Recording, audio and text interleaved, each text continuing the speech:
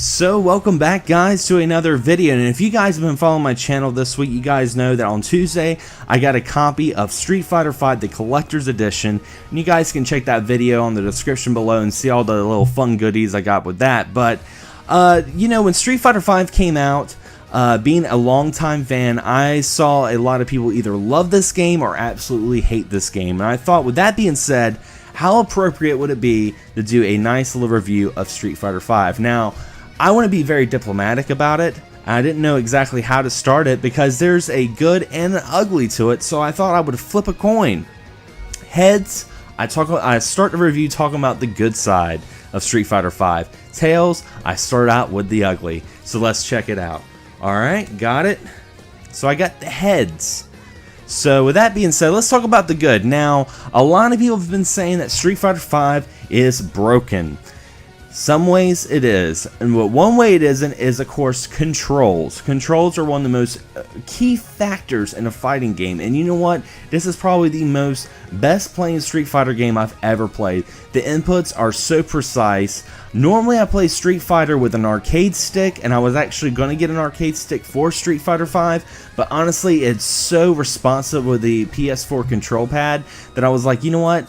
I can live without spending the extra money and getting an arcade stick. So, you know, for someone like me who's not a competitive tournament player, it's not bad playing it with a control pad, and I thought I would never say that about a Street Fighter game.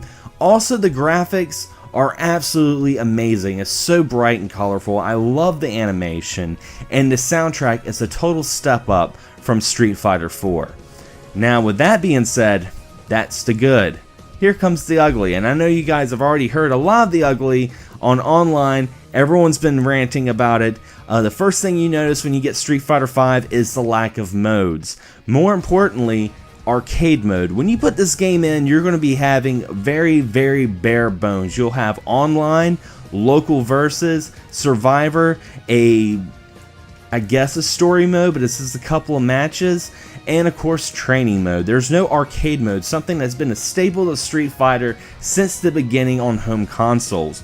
Now, I will play devil's advocate and say that Capcom was very transparent when they talked about these features. This wasn't a sudden surprise. People got the game on Tuesday, popped it in their PS4, updated it, or put it in their PC, and they were like, oh shit, what happened to arcade mode? Where did it go? What's going on? Capcom was very transparent about this, and I will say one thing. Capcom, the reason why they did this was very, very messed up. They put this game out a little early just so it can be on fighting game tournaments. This is pretty much a glorified early access, but the ugly part is it's an early access that's full retail price. You're going to be spending $60 for a game that some people may say is very much unfinished.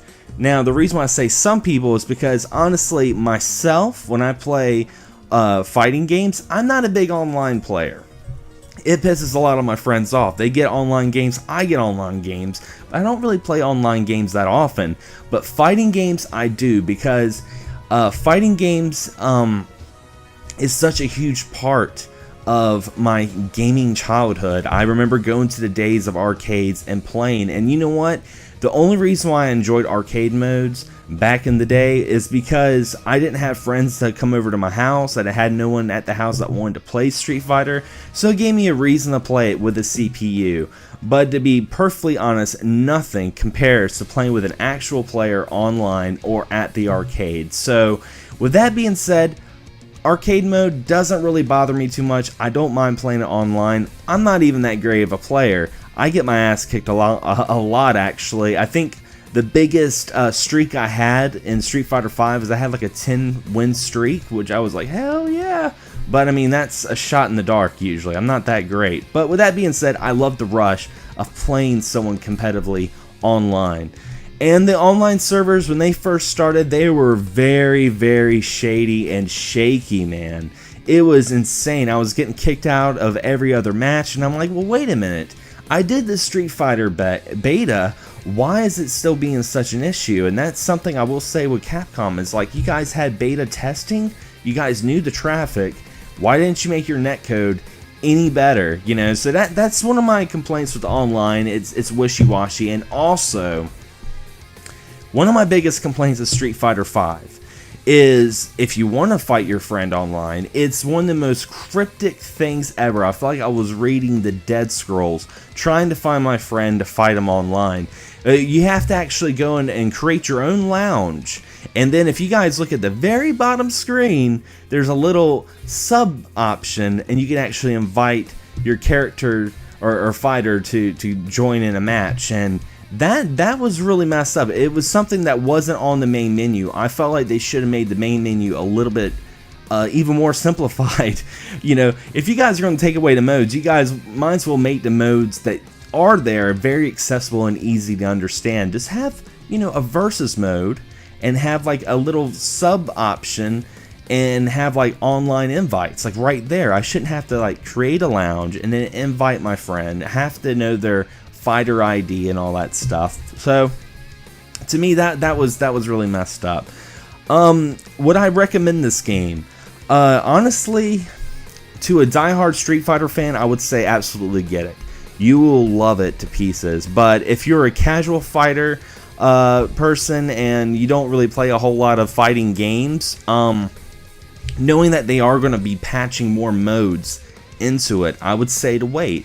I believe everything's going to be accessible by May or June, and if I'm not mistaken, I believe the patches are going to be free. They're not going to be downloadable content that you have to purchase, and I hope not, because Capcom would really screw themselves over if they were charging people $15 for arcade mode. That would piss me off at that point. But I mean, if you're a casual fighting game person and you're just like, yeah, I want to play a fighting game, you know, wait for the price to drop. You know, this is a fighting game, so the price is going to drop very, very quickly.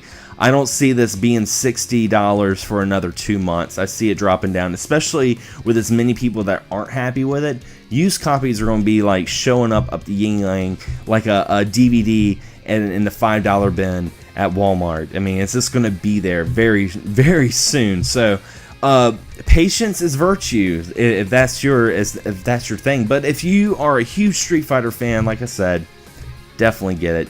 But anyway, guys, what are some of your thoughts about Street Fighter V? Be sure to leave a comment below. Is it yay or nay? Honestly, if I was to give this a rating, I'd give it a 3.5, just because you gotta put those modes in. I may not be a huge fan of arcade mode. It may not be, you know, something that I look forward to, but I know a lot of casual fighters really look forward to playing computer, because some people, they don't like going online. You got to think about your casuals just as much as the people that are going in the tournaments, you know, and that's where Capcom really screwed up and dropped the ball. It's rolling down the road. They're chasing it, and I hope they don't get hit by an 18-wheeler, but we will find out with that patch if they make it, you know, free or if they charge us. Only time will tell. And with Capcom, you never know. So anyway, guys, as always, thanks for watching, thanks for subscribing, and as always, happy gaming. Can't get enough of Excess Gaming Podcast? Be sure to check out our audio podcast on Podomatic.com. You can also subscribe to us on iTunes. And if you have a YouTube channel or podcast you'd like to share, be sure to check us out on Facebook on our group page and join the community. As always, guys, thank you so much for all the support, and happy gaming.